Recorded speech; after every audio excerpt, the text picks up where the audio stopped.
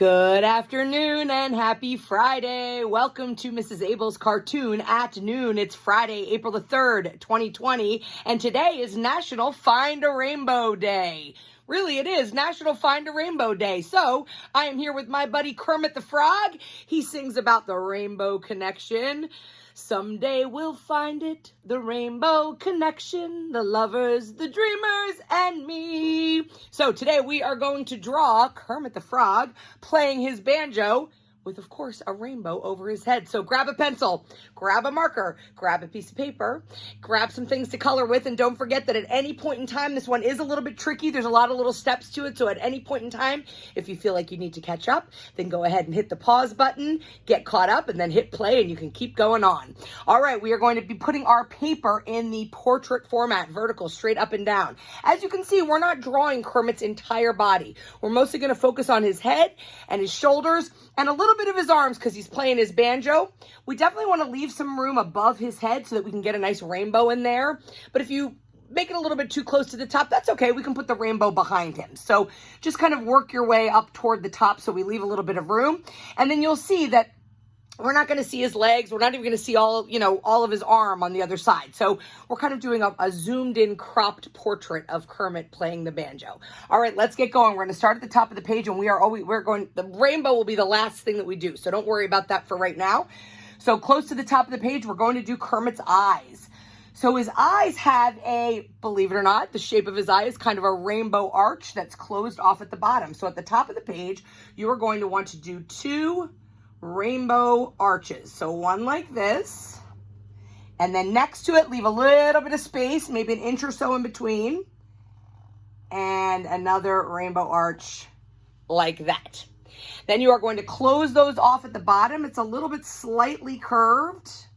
Looks a little bit like a gumdrop once you're finished that, and then same thing on the other side.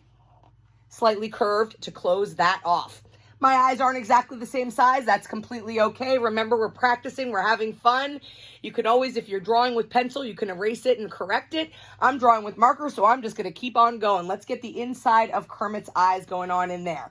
So his eyes, all you need to do is a slight curve. It almost looks like a little frown. Slight curve like that inside one eye.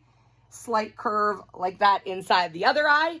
And then right in the middle of that are Kermit's pupils, which is a circle that you go ahead and fill in like so. A circle that goes across. The circle kind of intersects the line. It goes right over that line that you drew. And then you fill that in and it looks like Kermit's eyes.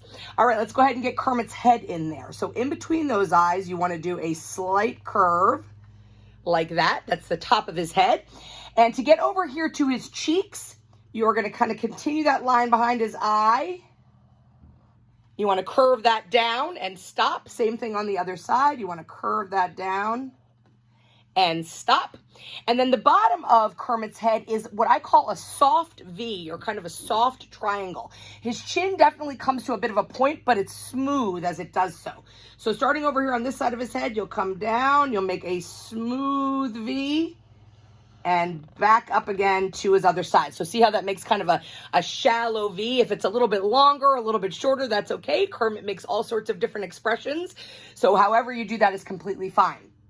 Kermit's mouth follows that same shape. So first let's get the top of his smile. He's a pretty happy dude. He's singing about rainbows. So you go ahead and do a nice big smiley curve from side to side. And then the bottom of his mouth is that soft V again. It kind of follows that same shape that we did for his head. So you'll come down, soft V, and back up again. Go ahead and put those creases in there, those nice cheek creases that really make it look like he's smiling nice and big. And then you can see Kermit's tongue because he's singing la la la la la. So you can see his tongue, which is again that kind of soft V triangle shape like that. And then go ahead and just put a line in the middle. Look, he's looking like Kermit the Frog right now. You're getting there. All right, Kermit, this is like a very signature collar on Kermit. Really, again, we're going with the letter V today. It's just the letter V over and over again. So V, V, V, V, V. Usually has 6 of them. If you end up making 7, that's fine, but this is how it happens. You start from the bottom of his head and you kind of go, some of them flare out a little bit. So V, V, V, V, V, and then the last one curves right back up to his head again.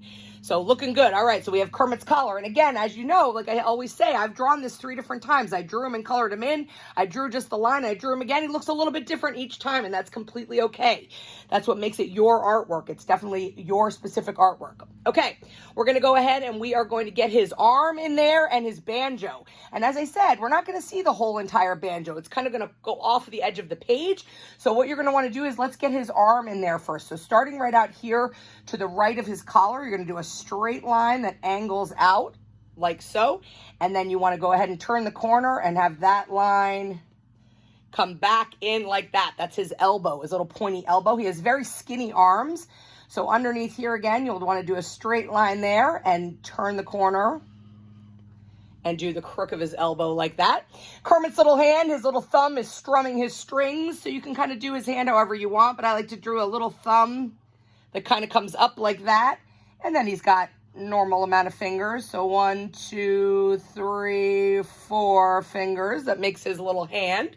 So however you get his little hand in there is completely okay. All right, we're going to get the circle of the banjo in there. So the face of the banjo starts behind his arm here.